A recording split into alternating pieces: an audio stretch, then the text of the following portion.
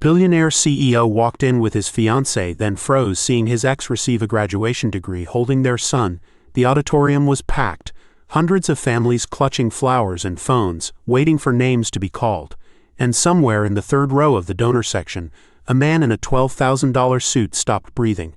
Not because of the heat, not because of the crowd, but because a woman had just walked across that stage, a woman he had not seen in 5 years, a woman he had left bleeding in a hospital bed while she begged him to stay, and she was holding a child, a boy, maybe 5 years old, dark curls, small suit jacket with the sleeves rolled up, walking carefully beside her like he was concentrating hard on not tripping.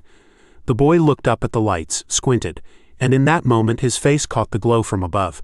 Victor Langford forgot how to swallow.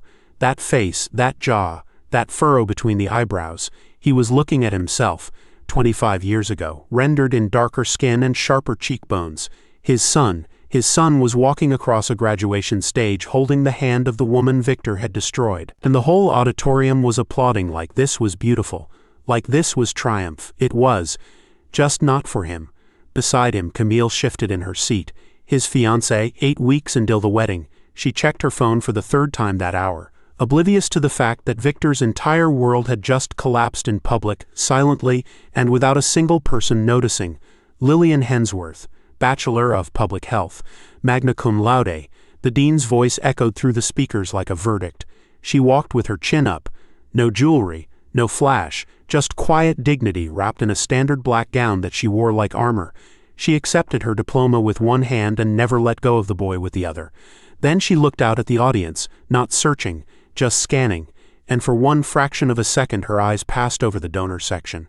She did not flinch, did not react, just kept moving, guiding the boy toward the stairs at the side of the stage. At the bottom, a man was waiting, tall, broad-shouldered, wearing scrubs under a jacket like he had come straight from a hospital shift. When Lillian reached him, he lifted the boy easily, settling him on his hip with the kind of practiced ease that only comes from doing something 1,000 times. Then he kissed her, not quick, not polite, a real kiss, deep and unhurried, the kind that says years. Victor saw the ring before he saw anything else, small diamond on her left hand, modest, chosen with care instead of money. Lillian wrapped her arm around the man's neck and smiled, actually smiled, wide and unguarded, and the three of them stood there like a portrait of everything Victor had thrown away. Camille's voice came from somewhere far away. "Victor, you are hurting my hand." He let go. He did not apologize. He could not stop watching. Lillian's mother appeared from the crowd, YAA, the woman who had built a garden with her bare hands and hosted every holiday in a house that had been in her family for 3 decades. She pulled Lillian into a fierce embrace, then took the boy and covered his face with kisses while he laughed, that laugh pure, unself-conscious. The kind of sound only children can make when they feel completely safe. Victor had never heard it before, would probably never hear it again. His phone buzzed. Camille again, texting about the venue walkthrough they were supposed to attend after this. He stared at her name on the screen.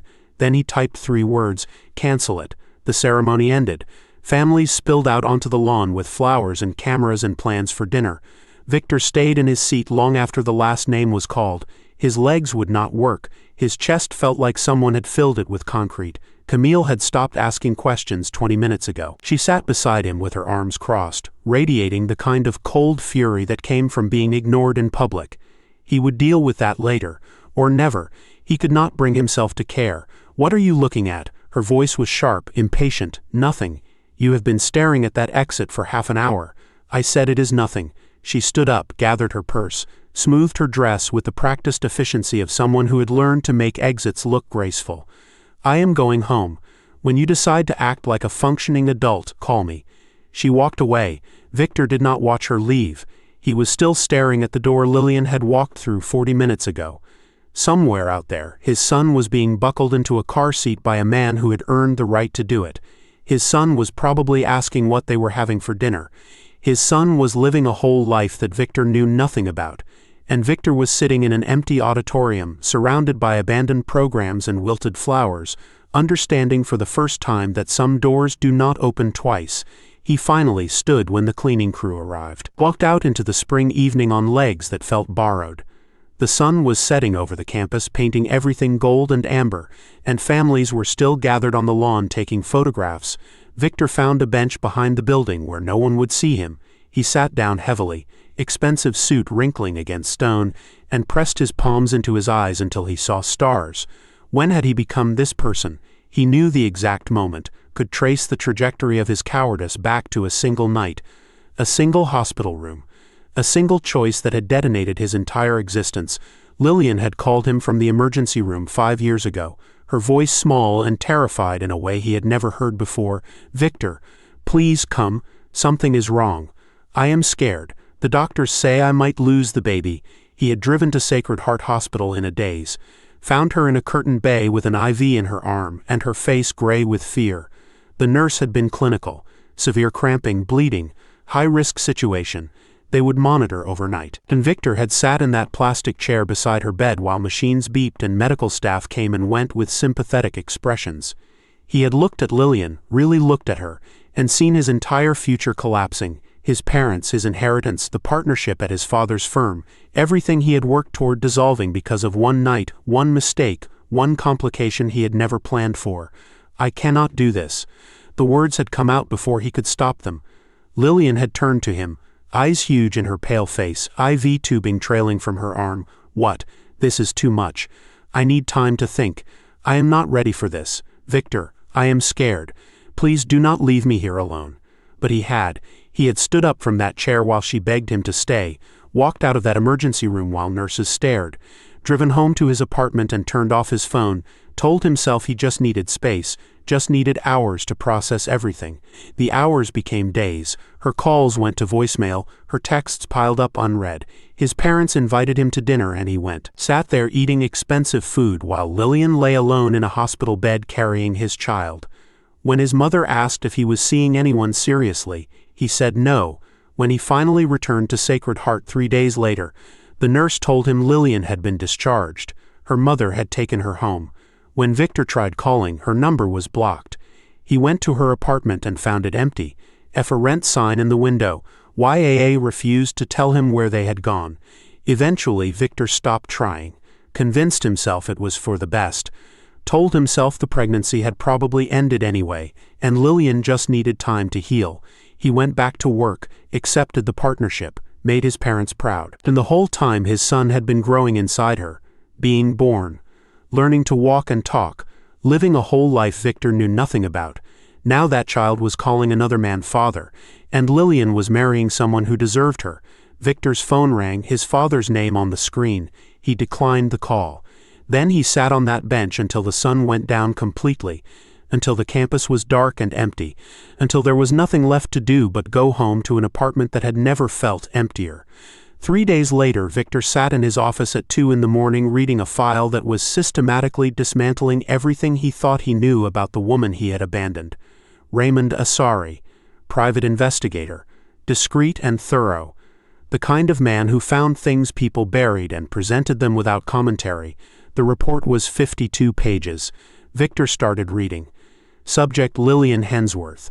Current residence: 2847 Maplewood Drive, Apartment 6C. Employment: Community Health Coordinator, Riverside Medical Center. Annual salary: $46,000. She had finished her degree in 7 years. Part-time enrollment. Should have taken 4. Subject: experienced severe preeclampsia at 32 weeks gestation. Emergency cesarean performed at Sacred Heart Hospital. Infant Alex Hensworth, born at 3 pounds 14 ounces. NICU stay 19 days. Alex, his son's name was Alex. Total medical costs $267,000. Insurance covered $118,000. Subject and mother personally responsible for $149,000.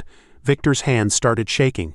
Subject's mother, YAA Hensworth, sold family residence at 4521 Crescent Avenue to cover medical expenses. Property had been in Hensworth family for 28 years. He stopped reading, stared at that sentence until the words blurred. Ya's house, the house with the garden she had spent decades building. The house where Lillian grew up, where her father had died, where every holiday and birthday had happened for nearly 3 decades, sold. Because Victor had walked out of an emergency room and turned off his phone, he forced himself to continue. Subject withdrew from university during final semester due to financial constraints and childcare responsibilities. Resumed part-time enrollment 14 months after giving birth. Worked multiple simultaneous jobs to support child and pay medical debt. Night custodian at Riverside Medical Center. Weekend receptionist at dental clinic. Freelance medical transcription from home. She had scrubbed floors at night, typed medical notes at 3 in the morning while their son slept, built a life from absolute nothing while Victor complained about quarterly projections and attended charity galas. The photographs were worse. Lillian's old apartment building. Bars on windows, paint peeling. Trash overflowing in the alley. The dental clinic wedged between a liquor store and a pawn shop. Alex in the NICU, impossibly small. Tubes and wires everywhere. A note in his medical file that made Victor's stomach turn. Mother present at all times, sleeps in chair beside incubator, asks detailed questions about every medication and procedure. Father unknown, as if Victor had never existed, as if his son had been born from Lillian's will alone. More photographs. Alex as an infant, thin and fragile. Alex as a toddler, healthier but still small for his age. Alex starting school in clothes that were clearly secondhand but meticulously cared for, every button sewn tight, every stain scrubbed clean.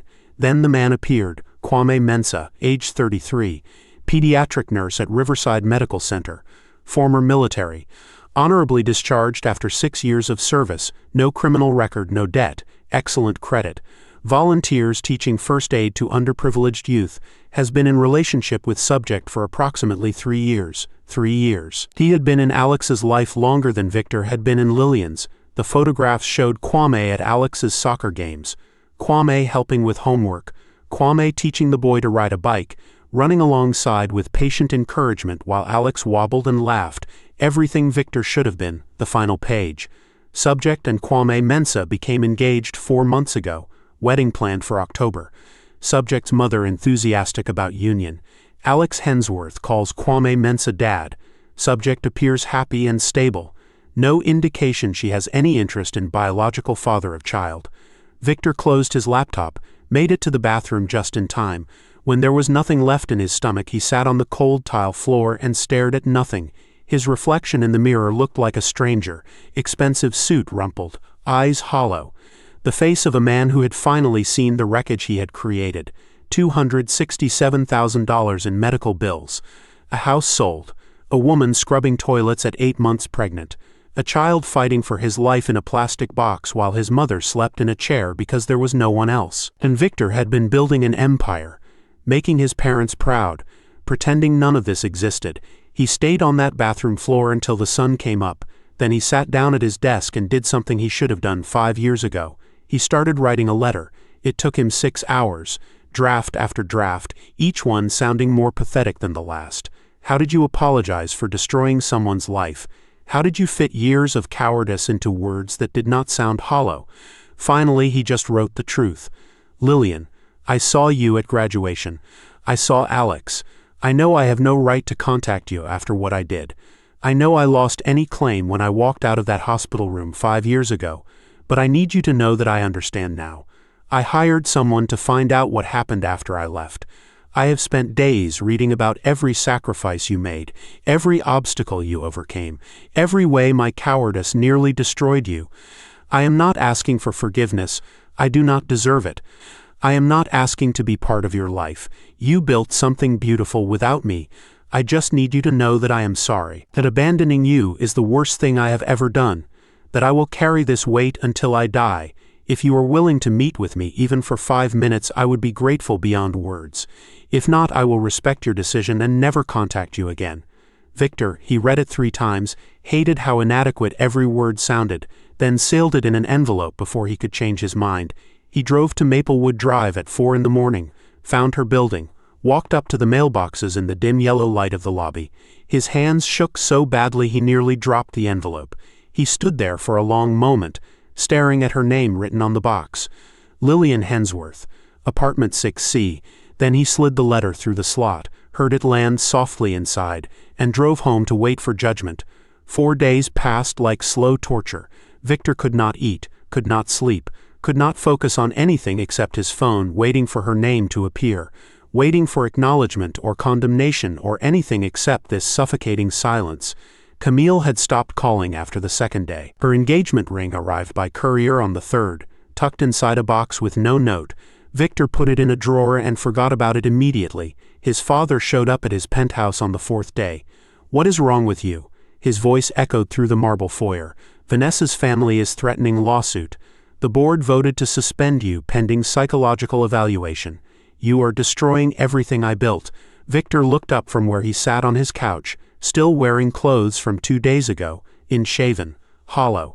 "Everything you built, not me, you." His father's face went purple with rage. "This is about that woman, isn't it?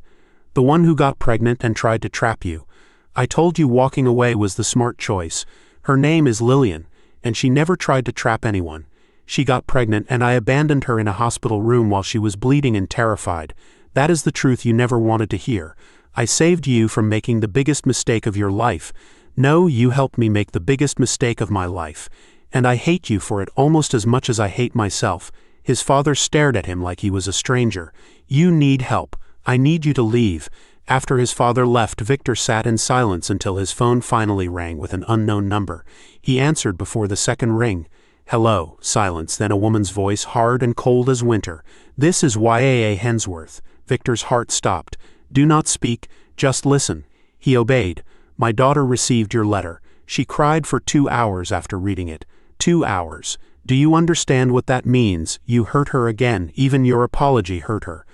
"I am sorry. I did not mean to. I said do not speak." Victor's mouth snapped shut. "I told Lillian to burn that letter and forget you exist. I told her you do not deserve 5 seconds of her time. But do you know what she said?" Victor could barely whisper. "What?" "She said she needs to see you one time, to say things she has needed to say for 5 years. Ya's voice got even colder.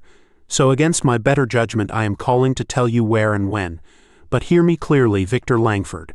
If you hurt my daughter again, if you say one single thing that makes her cry, I will make it my life's mission to destroy everything you have left. I understand. Saturday, 10 in the morning, Riverside Park, North Entrance. Come alone. Do not be late, and do not expect anything from her except what you deserve."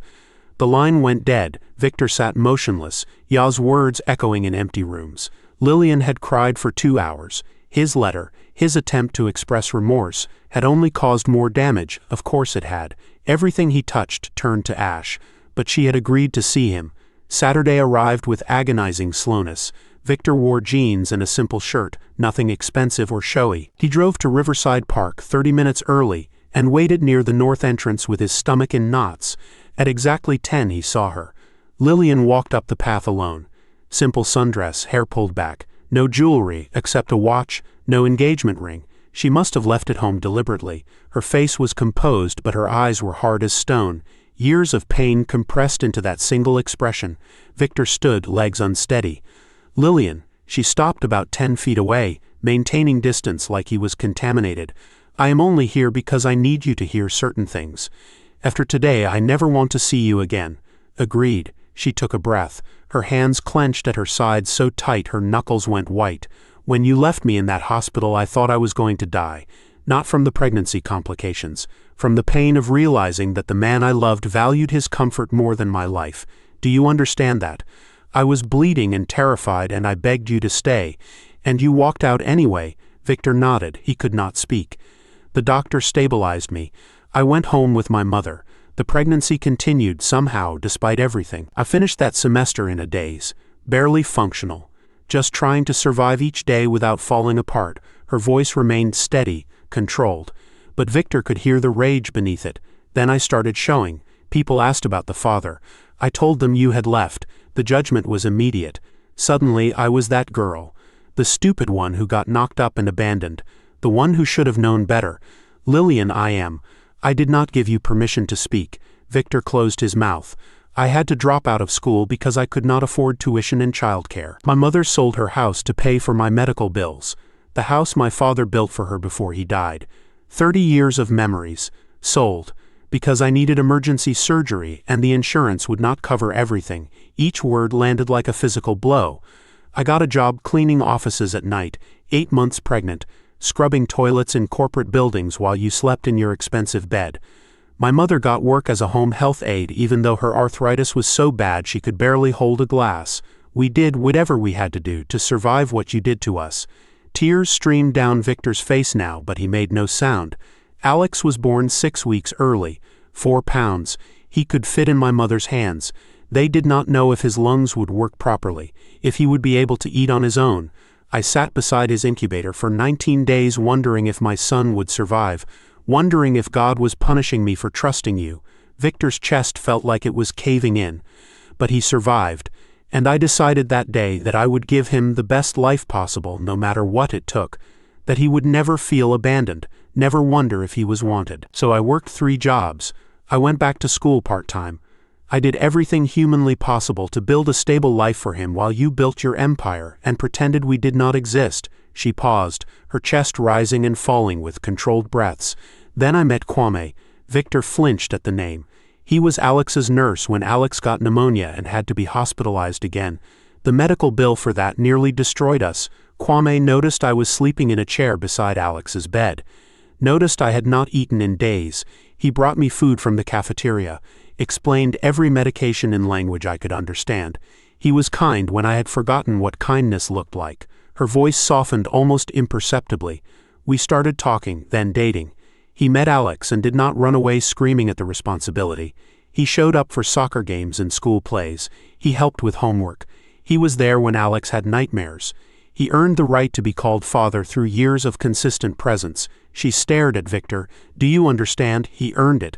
I know you know nothing. You know facts on paper, statistics from a report. You do not know what it feels like to hold your dying child and have no one to share that fear with. You do not know what it feels like to work 16-hour days and still wonder if you can make rent. You do not know what it feels like to watch your mother sell her home because of your mistakes. You are right. I do not know. I will never know. And I hate myself for that. Your self-hatred means nothing to me. I did not agree to this meeting so you could feel better about your guilt. I agreed because I needed you to understand that my life went on, that I built something beautiful from the ashes you left, that Alex is happy and healthy and loved, that I am marrying a good man who has never once made me question his commitment. I understand, do you? Because you sent me that letter like it was some noble gesture, like apologizing would somehow fix the years of damage, but it does not fix anything, Victor. It just makes you feel like you tried, like you did something meaningful. It is completely selfish. The accusation hit its mark. She was right. The letter had been about his need for absolution, not about what she needed. You are right. I am sorry for everything, for leaving you in that hospital, for not being there when you needed me, for Alex, for your mother's house, for every single way I failed you. I know sorry does not mean anything. I know it does not change what happened, but I need you to know that I understand what I did, that I see it clearly now, that I will carry this weight until I die. Lillian stared at him for a long moment, searching his face for something. I do not forgive you. I want to be very clear about that. I will never forgive what you did to me and Alex. Victor nodded. But I am choosing to let go of the anger. Not for you, for me. Because I deserve peace after everything I survived. You do deserve peace. You deserve everything good. Then stay away from us. Let me marry Kwame. Let Alex grow up with the family we have built. Do not disrupt our lives because you suddenly feel guilty. I can do that. Something flickered in her expression. Relief, maybe. Thank you. She turned to leave, then paused and looked back at him one final time. I hope you find whatever it is you are looking for, Victor.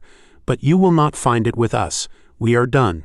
She walked away, her sundress flowing in the morning breeze. Victor watched until she disappeared from sight. Then he collapsed onto the bench and buried his face in his hands. She was right about everything. The letter had been selfish. His guilt was useless. His apology changed nothing. But walking away now, truly walking away forever, felt like dying. His phone buzzed, his friend Lawrence calling. How did it go? She told me to stay away, to let her marry Kwame, to leave them alone completely. And what did you say? I said yes. Silence. You are really going to walk away just like that? What choice do I have? She deserves to be happy. Alex deserves to grow up without my mess complicating everything. I owe them that much. Okay, then come back to work. Rebuild your life. Move forward somehow. But Victor did not go back to work. He went home and stared at the walls of his penthouse and wondered how you were supposed to move forward when you had just agreed to amputate the only part of yourself that had ever truly mattered. 6 weeks passed in a blur. Victor's father sold the company, spun his departure as early retirement due to health concerns. The truth was Victor had become unemployable. showing up to meetings disheveled and distracted, snapping at colleagues, walking out mid-presentation. Camille announced her engagement to a partner at her law firm within a month. Victor felt nothing when he read about it except vague relief. He spent his days driving aimlessly through the city, always somehow ending up near Maplewood Drive, never getting out of his car, just parking down the street where he could see her building, watching for glimpses of the life he was not allowed to be part of. He saw Kwame's car there most evenings, saw lights go on in what must be Alex's bedroom, saw shadows moving behind curtains, a family going through normal routines while Victor sat alone in darkness cataloging his failures. One Wednesday afternoon, he found himself parked outside Alex's elementary school. He did not remember deciding to drive there, just found himself sitting across the street when classes let out at 3. Then he saw Alex. His son wore a superhero backpack almost as big as he was. His face was serious as he navigated the school stairs. A teacher said something that made him smile. Bright and beautiful, just like Lillian. Then Kwame appeared. He moved through the crowd of parents with easy confidence, wearing scrubs from his shift. Alex saw him and his whole face transformed with pure joy. The boy ran, backpack bouncing wildly, launched himself at Kwame, who caught him effortlessly. "How was your day, buddy?" Alex's voice carried across the street. "Bobby took my pencil again, but I did not hit him this time. I used my words like you taught me. That is my guy. I am proud of you for making good choices." They walked toward the parking lot, Alex chattering about his day while Kwame listened with complete attention, asking questions, making jokes, being everything Victor should have been. Victor watched them get into a modest sedan, watched Kwame buckle Alex carefully into his car seat, watched them drive away toward home. Something broke inside him then. Some final thread of hope snapped. He was not part of this, would never be part of this. That night he drank too much and made a mistake he would regret for years. He called Lillian's house. A male voice answered. "Kwame, I need to talk to Lillian." "Who is this?" Victor Langford." "I need to talk to her." Silence, then Kwame's voice went cold. "She asked you to stay away." "I know, but I need to tell her I am sorry again. I need her to know that you need to stop calling." His voice was firm but not cruel. "You are upsetting her. She cried after your meeting in the park. She is finally happy and stable. Do not ruin that because you feel guilty. I saw Alex today, at school. He looked so much like her." Dangerous silence. "You were at his school." Victor realized his mistake too late. "You are watching my son's school. He is my son too." No, the word came out like a gunshot. "You donated genetic material. That does not make you a father. A father is someone who shows up every single day, who changes diapers at 3 in the morning, who reads the same bedtime story 50 times because his kid loves it. You are not that. You will never be that." Each word landed like a physical blow. "If I see you near Alex's school again, I am calling the police. If you contact Lillian one more time, I am getting a restraining order. Leave my family alone. They have been through enough because of you." The line went dead. Victor sat in his dark apartment holding the phone. "My family." Kwame had said my family. Not Victor's family, Kwame's. Because Kwame had earned that right through years of showing up while Victor had run away. His phone buzzed with a text from an unknown number. "This is Lillian. Kwame told me you called drunk and mentioned being at Alex's school. I am asking you one more time. Please leave us alone. I know you are hurting. I know you have regrets, but your pain does not give you the right to disrupt our peace. Alex is happy. I am happy. Kwame is good to both of us. If you ever cared about me, if you ever cared about our son, you will respect our boundaries and move on with your life." Below the message was a photograph: Lillian, Kwame, Alex at the beach. Alex building an elaborate sand castle. Kwame kneeling beside him helping dig moats. Lillian laughing at something one of them said, her head thrown back with genuine joy. The perfect moment. A complete family. No space for Victor anywhere. He typed back one message: "You are right. I am sorry. I will not contact you again. I promise." Then he blocked her number before he could change his mind. Blocked Kwame, deleted everything. The next morning, fighting through the worst hangover of his life, Victor called his lawyer. "I want to set up a trust fund, anonymous, for a child named Alex Hensworth. Monthly deposits for education, medical expenses, whatever he needs. He can never know where it came from." That took 2 days to arrange. Then Victor packed a single bag, got in his car, and drove out of the city without telling anyone where he was going. He rented a cabin in a small mountain town 300 miles away, sat there in crushing silence trying to figure out how to live with himself. His friend Lawrence found him anyway, showed up 3 weeks later with groceries and concern. "You cannot just disappear." Victor did not look up from where he sat, staring at nothing. "Your mother thinks you have done something drastic." "I am fine." "You are not fine. You are sitting alone in the woods punishing yourself." "Maybe I deserve to be punished."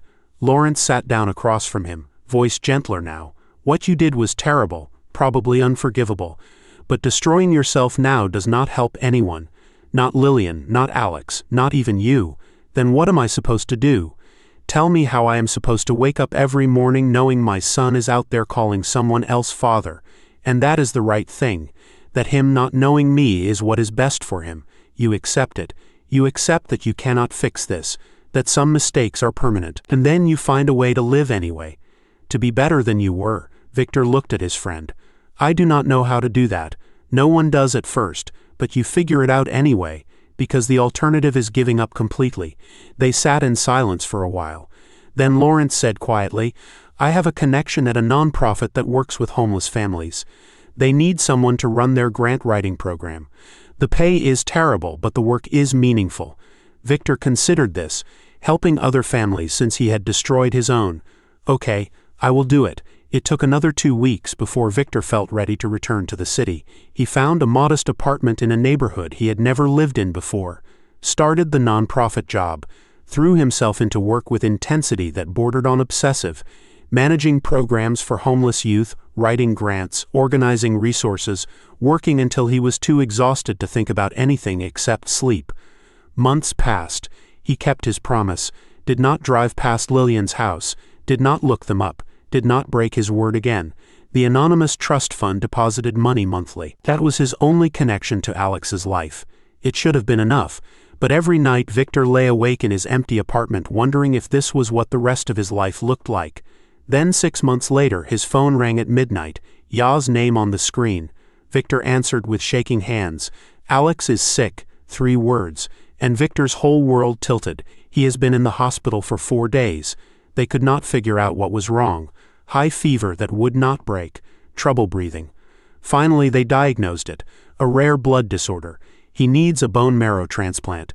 Victor was already grabbing his keys. They found a match through the registry, but the donor family is demanding $200,000. Insurance is calling it experimental. We have scraped together maybe $70,000. We are short $130,000 and the donor will not wait.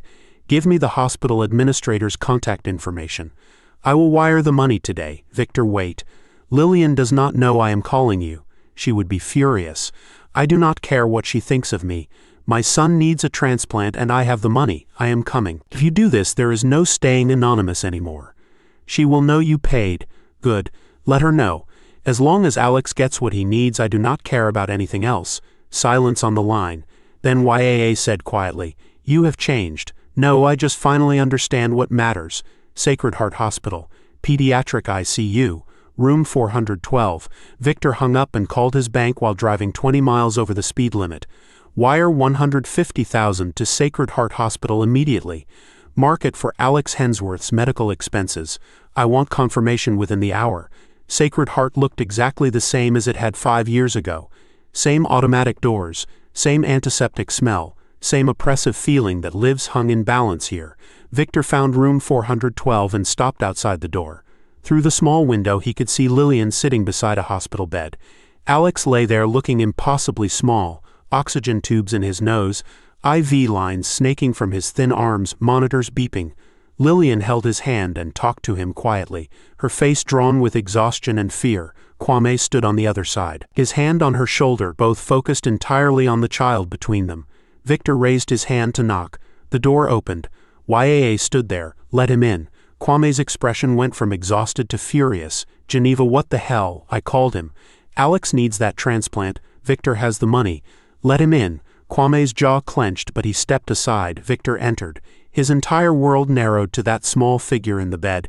Alex looked even more fragile than he had in the NICU photos. His breathing labored despite the oxygen, his skin grayish. "The money is already transferred," Victor said without looking away from his son. "Whatever else he needs, specialists, experimental treatments. I will pay for it. Just tell me what he needs." Lillian stood slowly, her eyes meeting Victor's across the room. She looked destroyed. "Why are you doing this?" "Because he is my son, and I failed him once. I will not fail him again." Kwame stepped forward. "He is not your Kwame." Lillian's voice was quiet but firm. "Give us a moment." The door closed behind them. Victor and Lillian stood on opposite sides of their son's bed. "I thought I could handle this myself," she said, her voice breaking. "Fix everything like I always do. But I cannot fix this. I cannot make him better no matter how hard I try." Victor moved around the bed and pulled her into his arms. She stiffened for a moment, then collapsed against his chest and sobbed. He held her, felt his own tears falling, years of walls crumbling. "He is strong," Victor whispered. "He is your son. He has fought before. He will fight again. You cannot promise that." "No, but I know he has you and Kwame and Yaa fighting for him. That has to count for something." They stood like that for a long time. Finally Lillian pulled away. "Thank you for the money, but after this you need to stay gone. I cannot handle having you in our lives." "I understand."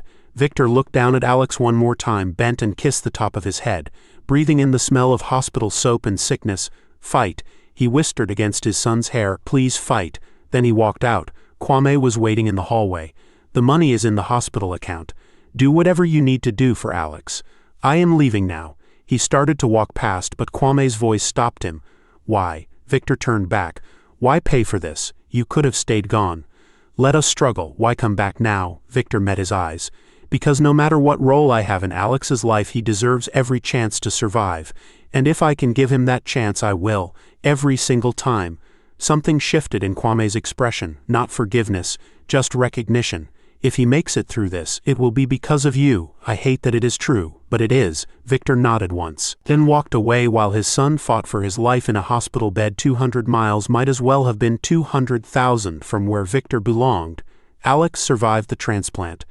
Yaa called Victor 3 days after the surgery, her voice thick with exhaustion and relief. "The doctors say his body is accepting the donor cells. He is still in critical condition, but they are cautiously optimistic. Every day he grows a little stronger." Victor sat on the floor of his apartment with his back against the wall, phone pressed to his ear, unable to speak. "Thank you for calling," he finally managed. "Please keep me updated. I need to know how he is doing." "I will." "And Victor, Lillian does not know I am doing this. She thinks you are gone for good. I am only telling you because you deserve to know your money saved him. But you need to stay away. Let them breathe." "I understand. I will not come back. Just tell me if anything changes." He hung up and sat there until his legs went numb. His son was alive, fighting, getting stronger, and Victor could not be there to see any of it. The weeks that followed were a strange kind of torture. Victor went through the motions of his life, showed up at the nonprofit, wrote grants, attended meetings, smiled when people expected him to smile. But every night he drove to Sacred Heart Hospital and parked across the street, never went inside, never tried to see Alex or demand updates. Just sat there in his car knowing his son was somewhere in that building, getting stronger, surviving against odds that should have destroyed him. Lawrence found out about the visits. Lawrence always found out. "This is not healthy," he said one cold afternoon, sliding into the passenger seat of Victor's car. "You are torturing yourself for no reason. I just need to be near him. He does not know you are here. This does not help him at all. It only hurts you. I know, but I cannot stop. I cannot sit in my apartment pretending he does not exist when he is right there fighting to survive." They sat in silence, watching hospital staff come and go. "The nonprofit wants to offer you a full-time director position," Lawrence said quietly. "Real salary, good benefits, a reason to build something with your life." "I do not want to build anything. I just want my son to be okay." "He is okay. He is recovering. The transplant worked. You gave him that gift. But now you need to let him go live his life while you figure out how to live yours." Victor knew Lawrence was right, knew this obsessive watching was pathological, but knowing something and changing it were different countries separated by an ocean he did not know how to cross. Then, one afternoon in late autumn, Victor was sitting in his usual spot when he saw them emerge through the hospital doors. Lillian pushed Alex in a wheelchair. The boy was bundled in blankets despite the mild weather. Kwame walked beside them carrying balloons and a stuffed elephant. Alex looked thin and tired, but gloriously, impossibly alive. His eyes were clear, his skin had color again. He was smiling at something Lillian said. They were taking him home. Victor watched them load Alex carefully into Kwame's car, watched Lillian fuss over his seatbelt and blankets, watched Kwame rest his hand on her back in quiet support. Then they drove away. Victor followed at a distance, unable to help himself. Knowing it crossed lines that should never be crossed, they pulled up to a small house in a working-class neighborhood. Not fancy, but clean and well-maintained. A bicycle in the driveway. Flowers planted near the door that YAA must have tended. Home. Kwame carried Alex inside while Lillian gathered bags from the car. Ya's car pulled up moments later and she rushed to help. Through the front window, Victor could see them settling Alex on a couch, piling pillows around him, bringing water and medication. A family taking care of their own, complete, functional, not needing anything from the man sitting in his car down the street. Victor was about to drive away when Alex appeared in the window. The boy looked out at the street, his expression serious and thoughtful. For one impossible moment, Victor thought maybe Alex saw him. Maybe somehow knew his biological father was out there watching. Then Lillian appeared behind Alex and gently pulled him back from the window. The curtains closed. Victor sat there for another hour, then finally drove back to his apartment. That house burned into his memory forever. That was where his son would grow up, where he would learn to ride that bicycle, where he would do homework at the kitchen table and celebrate birthdays and become whoever he was meant to be. And Victor would not be part of any of it. He accepted the nonprofit director position the next week, took an apartment closer to work but far enough from Lillian's neighborhood that he would not accidentally run into them, threw himself into his job with intensity that bordered on manic, managing programs for homeless youth, writing grants, organizing resources, working until exhaustion was the only thing he felt. The anonymous trust fund continued its monthly deposits. Alex would never know where the money came from, but it would be there when he needed it. Months crawled past, then a year, then another. Victor built a life that functioned. The nonprofit work expanded. He dated occasionally, though nothing lasted.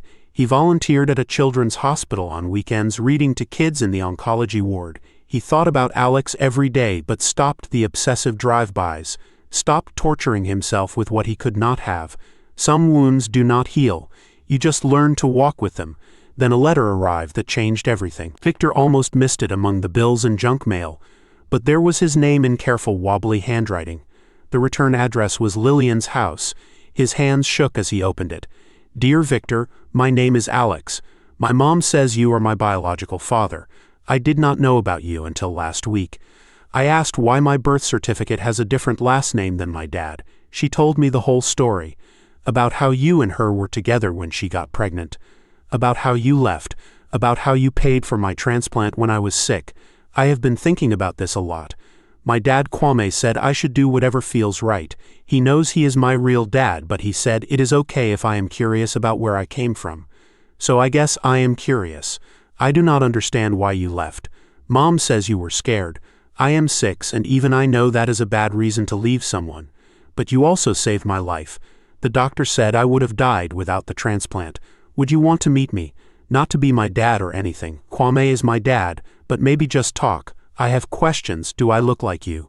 Do we have stuff in common? Are you sorry you left? You do not have to write back. Mom says I should not get my hopes up. But I wanted to ask, Alex." Victor read the letter 5 times, his hands trembling so badly the paper shook. His 6-year-old son had written to him, had questions, wanted to meet. He sat down immediately and wrote back, "Dear Alex, thank you for your letter. You have no idea how much it means to me. You ask if I want to meet you. The answer is yes, more than anything, but I need to be honest with you first. I did leave your mother when she needed me. I was scared and selfish and I made the worst choice of my life. Your mother deserved better. You deserved better. Kwame is your real dad in every way that counts. The man who shows up every single day, who loves you, who was there when you were sick. That is what makes someone a father. I gave you DNA, but he gave you everything else. I would be honored to meet you and answer your questions, but only if your mom and Kwame are comfortable. And only if you understand that I am not trying to replace Kwame or change your family. You asked if you look like me. You have my eyes, but you have your mother's smile. I do not know if we like the same things, but I would love to find out. Yes, I am sorry I left. More sorry than I can explain. Leaving your mom and missing you is my biggest regret. You were never a mistake. You were always wanted. I was just too much of a coward to stay. If your mom and Kwame say it is okay, I would very much like to meet you. Victor. He sent the letter immediately, then waited. 2 weeks later a response arrived, from Lillian. Victor. Alex showed me your letter. I have read it 50 times trying to decide if you mean it. Kwame and I talked for a long time. He is less worried than I am. He says Alex is old enough to understand complex truths, and that meeting you might help him make sense of his own story. So against my better judgment we are agreeing to one meeting, supervised public location. Here are the rules. 1. You do not get to call yourself Alex's father. You are Victor. 2. You answer his questions honestly but age appropriately. 3. If Alex seems uncomfortable, we leave immediately. 4. This is one meeting, it might be the only one. 5. No expensive gifts trying to buy affection. 6. Remember that Kwame and I are his parents. If you can agree to all of this, we will meet next Saturday at Riverside Park at 2 in the afternoon. We will both be there. If you cannot agree or cannot handle this, write back now. Do not waste our time or hurt my son. Lillian. Victor read the rules 3 times. Each one was reasonable. Each reminded him of his place. He wrote back immediately. I agree to every rule. I will see you Saturday at 2. Thank you for this chance. Then he waited for Saturday with anticipation and dread. Victor arrived at Riverside Park 45 minutes early. He had changed his outfit 4 times before leaving his apartment, finally settled on jeans and a casual button-down. Nothing expensive, nothing that screamed wealth or trying too hard. The north entrance was quiet. A few joggers passed. An elderly couple walked their dog, normal weekend activity while Victor's entire world balanced on what happened next. He sat on a bench and tried to control his breathing. Then he saw them approaching. Alex walked between Lillian and Kwame, holding both their hands. He was taller than Victor expected, healthier looking than the fragile child in the hospital bed. His dark curls fell into his eyes and he wore a dinosaur t-shirt with jeans. They stopped about 10 feet away. Kwame's hand rested on Alex's shoulder, protective, ready. Lillian's grip was tight on her son's other hand. Alex stared at Victor with open curiosity, no fear, no resentment, just the honest appraisal of a child trying to make sense of something complicated. You look different than I thought. Victor's voice came out rough. Yeah, how did you think I would look? Bigger maybe. Meaner. I am not mean, just made bad choices. Alex considered this with the seriousness only children possess. Mom says I have your eyes. You do. Same color, same shape. Do I look like you when you were little? Victor pulled out a childhood photo he had brought. Alex stepped forward and leaned in to compare. His small face scrunched in concentration.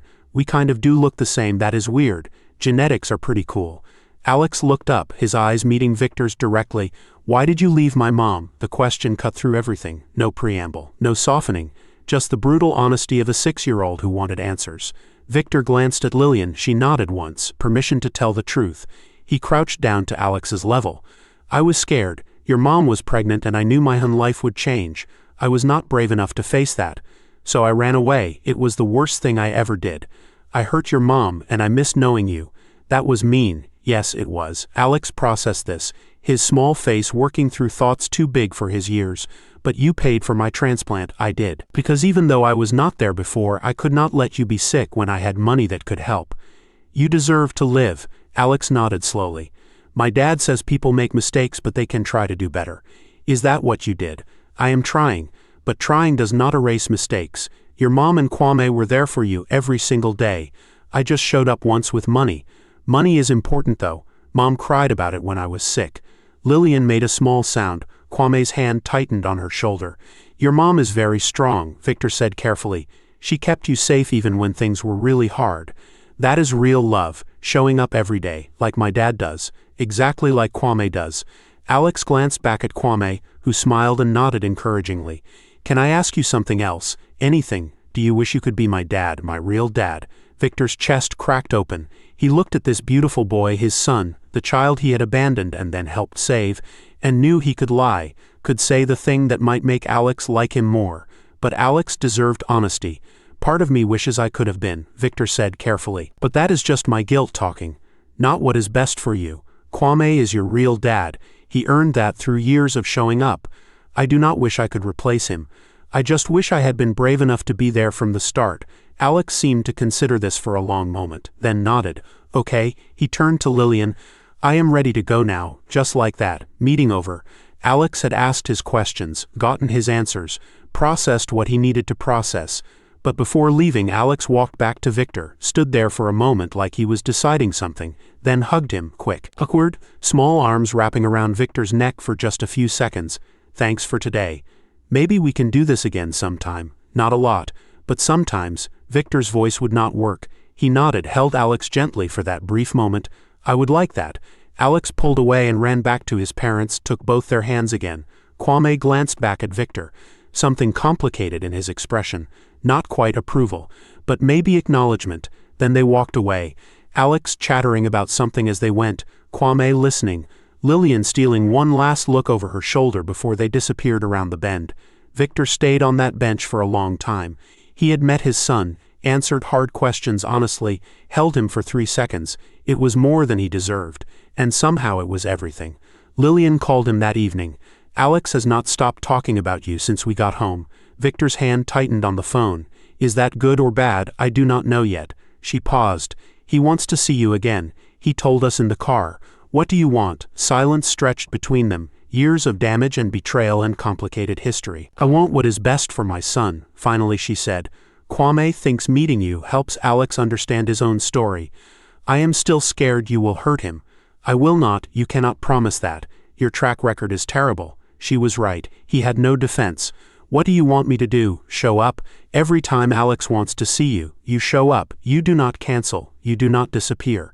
And if you ever cannot do that, you tell me immediately so I can prepare him. I can do that. We will see. Same place next month. Same rules. She hung up before he could respond. Victor sat in his apartment staring at nothing. He had been given something precious and fragile. A chance he did not deserve. And he would show up every single time until Alex did not want to see him anymore, or until Victor's last breath, whatever came first. 10 months passed in a rhythm Victor had never experienced. Once a month he met Alex at Riverside Park, always supervised, always with boundaries. But gradually the meetings changed, expanded, breathed. The first few visits, Lillian and Kwame sat on a nearby bench watching every interaction, ready to intervene, ready to end things if Victor said the wrong word or made the wrong move. But as months passed and Victor proved reliable, they gave more space, moved to benches farther away, let conversations happen without hovering. The meetings started at 30 minutes, stretched to an hour, sometimes 2 when Alex was particularly engaged. Victor learned his son in fragments. Alex loved dinosaurs, but only herbivores, because plant eaters had to be smart to survive, which is cooler than just being big and mean. He was excellent at math but struggled with reading. Lillian had him working with a tutor twice a week. He had his mother's competitive streak, could not stand losing at anything. Cried the first time Victor beat him at checkers, then demanded a rematch, and won the next 3 games through sheer determination. He bit his lower lip when concentrating. Exactly like Victor did. They built things together. Paper airplanes that Alex designed with elaborate modifications. Lego structures based on buildings Alex saw on television. A wooden birdhouse that took 3 visits to complete and now hung in Kwame's backyard. Small projects that gave them something to do while talking. Alex asked questions constantly. What was your favorite subject in school? Math. Do you like sports? I played soccer when I was your age. Why do you work at a place that helps homeless people?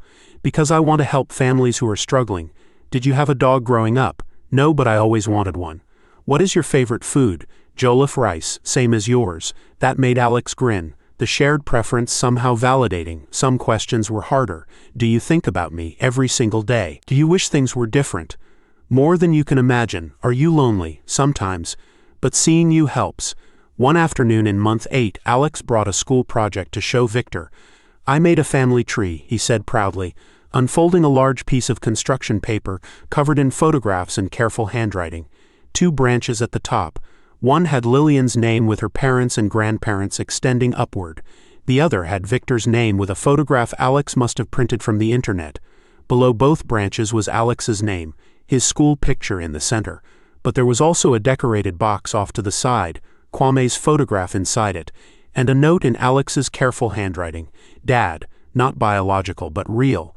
What do you think? Alex asked nervously, watching Victor's face for a reaction. Victor stared at that family tree. His name included, Kwame's role honored, Alex's careful attempt to make room for everyone in his complicated story. "I think it is absolutely perfect," Victor said, voice catching. "You did an amazing job. Some kids asked why I have two dads. I told them families can be different shapes. My teacher said that was a good answer. Your teacher was right." Later, as they walked back toward where Lillian and Kwame waited, Alex asked the question Victor had been dreading.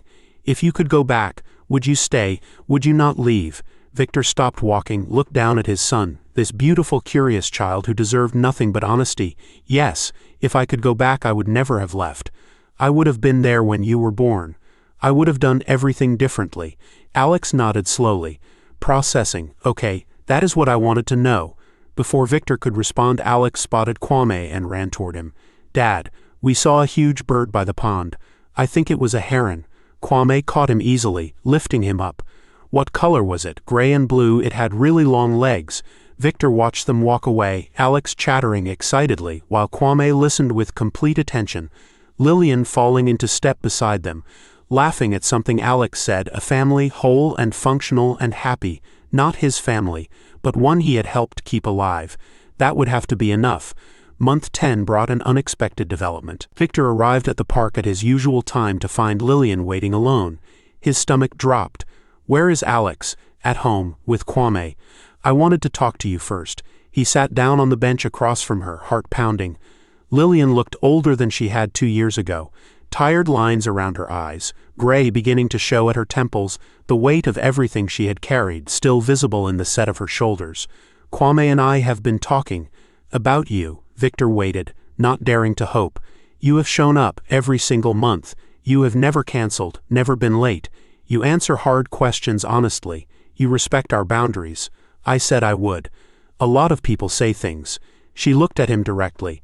"You actually did them." Victor did not know how to respond. "Alex has been asking if you can come to his soccer games.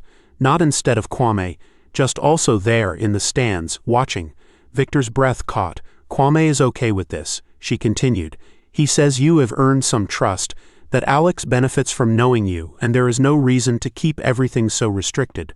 What do you think?" "I think I spent years hating you," Lillian said quietly. "And then I spent more years being scared of you. Scared you would disrupt everything I built.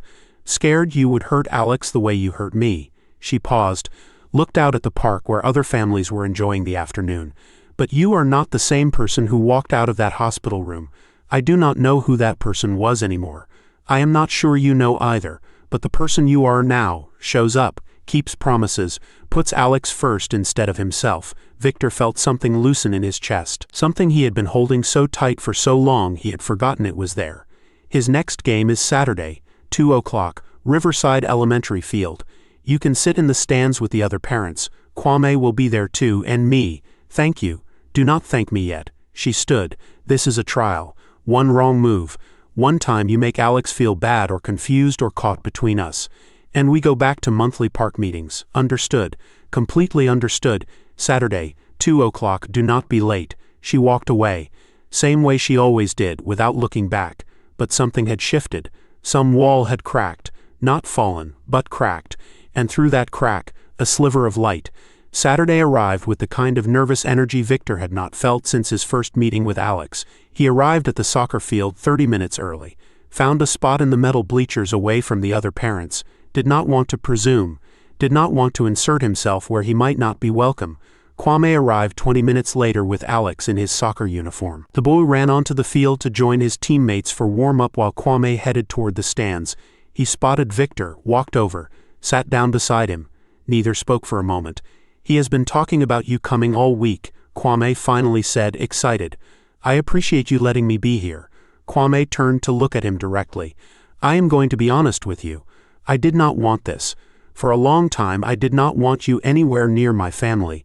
I understand, but Alex is not my biological son, and one day he is going to have questions I cannot answer, about where he comes from, about the other half of his DNA, about why he looks the way he does." Kwame's voice was steady. "I would rather he get those answers from you, with me present, than go searching for them on his own when he is older. That makes sense. I love that boy more than my own life. I have been his father in every way that matters since he was 3 years old. Nothing you do changes that. I know, and I would never try to." Kwame studied him for a long moment, then nodded once. "Good, just so we understand each other." Lillian arrived a few minutes later, sat on Victor's other side, did not acknowledge him except for a brief nod. The three of them sat in a row watching Alex warm up with his team, an unusual arrangement, but somehow it worked. The game started. Alex played midfielder, ran up and down the field with more enthusiasm than skill, missed a few passes, got knocked down once, and bounced right back up. Victor watched every moment, every stumble and recovery, every time Alex looked toward the stands to make sure they were watching. Near the end of the second half, Alex got the ball near the goal. Defender closing in. Alex faked left, then kicked right. The ball sailed past the goalie and into the net, his first goal of the season. The stands erupted, parents cheering, teammates mobbing him.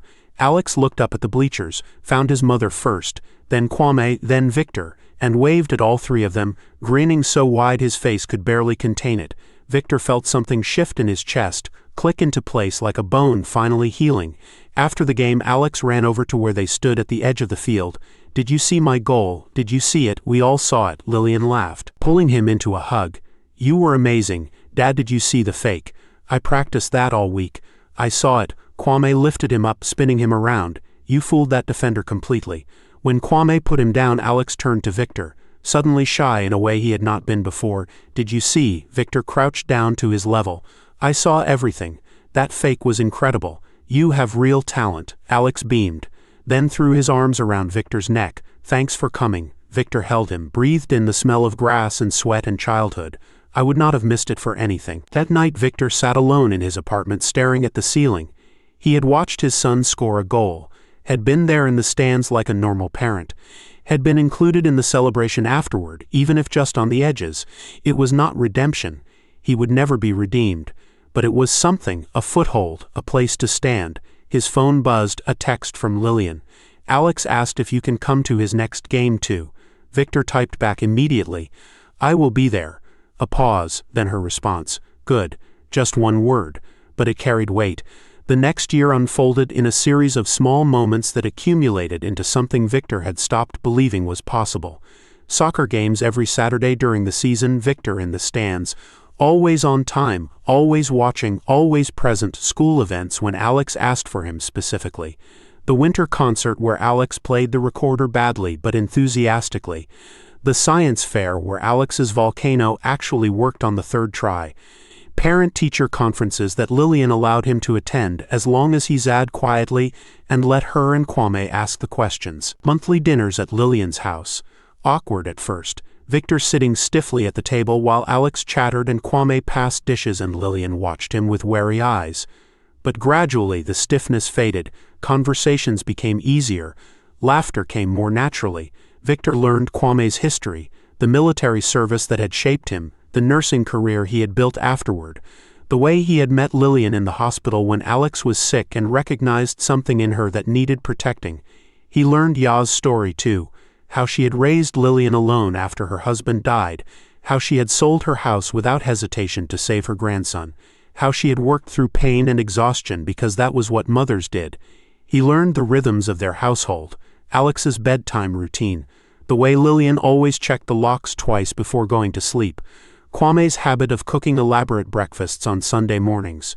He learned where he fit in all of it, which was not quite inside, but no longer completely outside either, somewhere in between, a satellite orbiting the planet of their family, close enough to feel the gravity, but never quite touching down. One evening when Alex was 8, Victor arrived for dinner to find only Lillian home. Kwame took Alex to his mother's house for the night. She said, pouring 2 glasses of wine, "I wanted to talk to you alone." Victor sat down carefully. "Is everything okay?" "Everything is fine." She handed him a glass and sat across from him. "I just realized we have never actually talked, just the two of us. Not about Alex, about us." Victor felt his heart rate spike. "What about us?" Lillian took a long sip of her wine. "When you left me in that hospital, I thought I would never recover. I thought the pain of it would kill me eventually. Just eat me alive from the inside. I know. I am sorry." She held up a hand. "I am not looking for another apology. I am trying to explain something. Victor closed his mouth and waited. For years I fed that pain, used it as fuel, to work harder, to be stronger, to prove I did not need you or anyone else.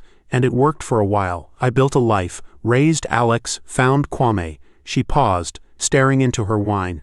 But the anger never really went away, it just went underground. And every time I saw you at those park meetings, every time Alex talked about you, it came back up, this rage that I could not control or explain. I understand. No, you do not. She looked at him directly. Because the rage was not really about you anymore. It was about what I had let you take from me. My trust, my belief that people could be counted on. My ability to feel safe with anyone. Victor felt the weight of that. The years of damage that went so far beyond a single bad choice. Kwame has been patient with me, she continued. More patient than I deserve probably. But even with him it took years before I could fully trust, before I stopped waiting for him to leave. He never would. I know that now. But I did not know it for a long time, because of you. Victor set down his wine glass. His hands were shaking. I do not know how to make that right. You cannot, Lillian said simply. Some things cannot be made right. They can only be lived with. Then what are we doing here? What is this conversation? She was quiet for a moment, gathering thoughts. I have been watching you for 2 years now, at games, at school events, at dinners. The way you are with Alex, the way you listen to him, the way you show up. I told you I would, yes, and I did not believe you. She smiled slightly. But you did it anyway, every single time. Victor did not know what to say. I am not forgiving you, she said carefully. That word does not fit what I feel, but I am letting go of the anger, for real this time, not because you deserve it, but because carrying it around has been exhausting. And I am tired. Victor nodded, throat tight. You are part of Alex's life now, she continued, and that means you are part of our life in some way. I cannot keep treating you like an enemy when my son lights up every time you walk into a room. Thank you. Do not thank me. Just keep showing up. That is all I am asking. Keep being the person you have been for the past 2 years. Can you do that? Yes, she studied him for a long moment, then nodded once. Okay, she stood. Dinner will be ready in 20 minutes. Kwame left instructions. Apparently I cannot be trusted with the stove. She walked into the kitchen, and Victor sat there with his wine glass trying to process what had just happened. Not forgiveness. She had been clear about that. Something else. Something harder to name. Acceptance maybe, or at least tolerance after all this time. It felt like a miracle. Alex turned 9 on a Tuesday in March. His birthday party was at a trampoline park. 15 kids from school bouncing off walls and each other while parents sat in the observation area drinking bad coffee and checking their phones. Victor arrived with a gift bag containing a book about dinosaurs and a build-your-own robot kit. Things Alex had mentioned wanting. Nothing extravagant. Nothing that could be mistaken for trying to buy affection. Kwame met him at the door. He has been asking when you would get here. Traffic was bad. Victor handed over the gift. These are from me. Kwame looked at the bag, then at Victor. You remembered the robot kit. He mentioned it last month. Something shifted in Kwame's expression, softening. Come on. He is over there destroying some kid named Marcus at dodgeball. They walked together to the observation area where Lillian sat with YAA and a few other parents. Victor settled into a seat at the edge of the group, watching Alex through the glass. The boy was indeed dominating dodgeball, ducking and weaving with athletic grace that must have come from Lillian because it certainly was not from Victor. He is getting so tall, YAA said, appearing beside Victor with 2 cups of coffee, handing him one without asking if he wanted it. He is. Victor accepted the cup. Thank you. YAA sat down. They had never talked much. She had made her feelings about him clear years ago and had not softened significantly since. But now she looked at him with something other than hostility. I did not think you would stick around, she said quietly. Thought you would come to a few meetings and get bored. Move on to your fancy life and forget about us. I could not forget him, even when I tried. YAA nodded slowly. That boy changed you. I can see it. You are not the same man who walked into that hospital room 8 years ago. No, I am not. Good, she sipped her coffee. Because that man was worthless. This one. She gestured at him. This one might be worth something. From YAA that was practically a declaration of love. They sat in silence watching Alex celebrate another dodgeball victory. The party wound down. Kids collected by exhausted parents. Cake demolished and presents opened and thank you notes promised. Victor lingered until most guests had left, helped Kwame load gifts into the car, picked up trash while Lillian settled Alex into his booster seat. "Thank you for coming," Alex said through the open car window. "The robot kit is the best present I got. I am glad you like it. Will you come over next weekend to help me build it?" Dad said he does not know how robots work. From inside the car, Kwame's voice. "I said I was better at biology than engineering." "That is different." Alex grinned. "So will you come?" Victor looked at Lillian, who nodded slightly. "I will be there." Alex pumped his fist. "Yes." The car pulled away. Victor stood in the parking lot watching until it disappeared around the corner. Then he went home and sat in his apartment and felt something he had not felt in a very long time. Hope. Not the desperate, grasping hope of someone drowning, but the quiet, steady hope of someone who had finally found solid ground. He would build that robot with his son next weekend, and the weekend after that something else, and the weekend after that something else again. Small moments, accumulated over time, building something that might not look like a traditional family, but was real and functional and his. It was not redemption, but it was enough. The years that followed were not perfect. There were hard conversations, times when Alex got angry about the past, when he demanded answers Victor could not give, when the weight of everything crashed down on all of them at once. There were setbacks. Moments when Lillian withdrew and Victor wondered if he had somehow ruined everything again. Moments when Kwame pulled back and Victor felt the walls going up. There were holidays that felt awkward, birthdays where the configuration of family was confusing to outsiders, school forms that required creative answers about who exactly Victor was in relation to his son. But through it all, Victor showed up. Every soccer game, every school event, every dinner invitation and weekend visit and random Tuesday afternoon when Alex called, just to talk about something that had happened at school. He showed up, and kept showing up, until showing up stopped feeling like penance and started feeling like life. Alex turned 12 on a Sunday. They celebrated with dinner at the house, just the five of them, Victor and Lillian and Kwame and YAA and the boy who had somehow grown into a young man when no one was looking. After cake, Alex asked to talk to Victor alone. They walked out to the backyard, sat on the bench by Ya's garden. The same garden she had rebuilt after losing her house years ago. Smaller now, but no less loved. "I have been thinking," Alex said, "about what to call you." Victor's heart stuttered. "You do not have to call me anything different. Victor is fine." "I know, but it feels weird sometimes. When I am with my friends and I talk about my dad, I mean Kwame, but then I also talk about you, and I do not know what word to use." Victor waited, not wanting to pressure, not wanting to suggest. "What would you want me to call you?" Alex asked. "Whatever feels right to you. I do not need a title. I just need to be in your life." Alex nodded slowly. "Processing. My friend Tyler has a stepdad. He calls him by his first name. But you are not my stepdad. You are my—" He paused, searching for the right word. "Biological father," Victor offered. "Yeah, but that sounds like a science project." Alex made a face. "I was thinking maybe I could call you." He hesitated. "Pops or something." Victor felt his chest tighten. "Pops. It is different from dad," Alex explained quickly. "Which is Kwame, but it is still, a dad word, if that makes sense." Victor blinked hard, trying not to let the tears fall. "That makes perfect sense, and I would be honored." Alex grinned, the same grin he had inherited from his mother. "Cool. Okay, let us go back inside. Grandma YAA made more cake and I want seconds before Dad eats it all." He ran toward the house. Victor stayed on the bench for a moment, looking up at the evening sky. Pops, his son, had given him a name, a place in the family vocabulary. A title that was his alone, not Dad. That belonged to Kwame, who had earned it through years of presence and love and showing up when it mattered. But Pops, something adjacent, something real. Victor wiped his eyes, then went inside to join his family for cake. Some endings are not happy, they are just true. Victor never became Alex's father in the traditional sense. That role belonged to Kwame, earned through years of presence, through showing up when it mattered, through being there in all the ways Victor had not been. But Victor became something, a monthly constant that became a weekly constant that became something even more. A face Alex recognized, a voice on the phone when things got hard, a presence at graduations and games and all the milestones that mark a life. He became Pops, and Pops was enough. Alex graduated high school with honors.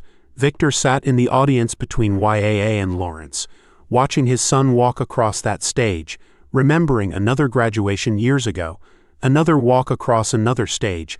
The symmetry was not lost on him.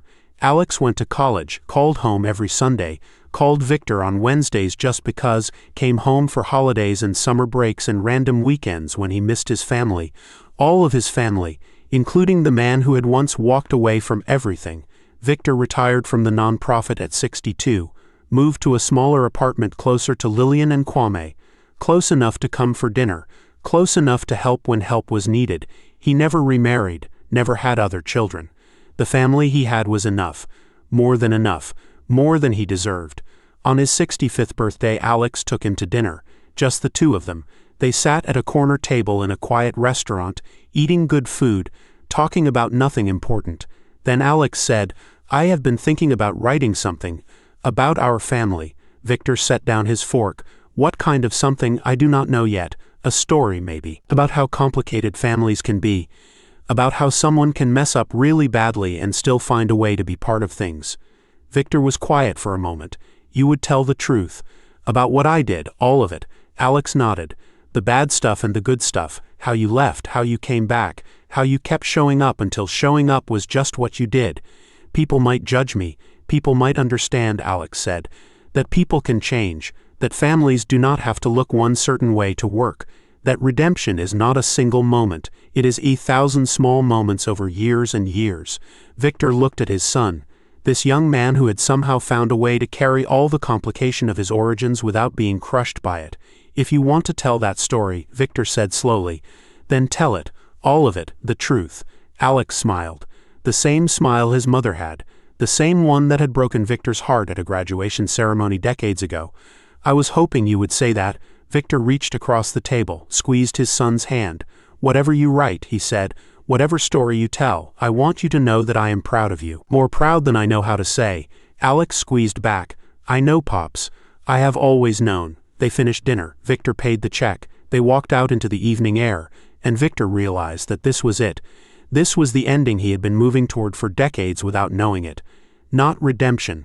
He would never be redeemed. What he had done was too big for that, too permanent, but something else, something harder to name. Presence, consistency, the slow accumulation of showing up until showing up was just what you did. He had destroyed something precious years ago, and then he had spent the rest of his life proving that he could be trusted with the pieces. It was not a happy ending, not in the traditional sense, but it was true, and it was his, and somehow against all odds that was enough.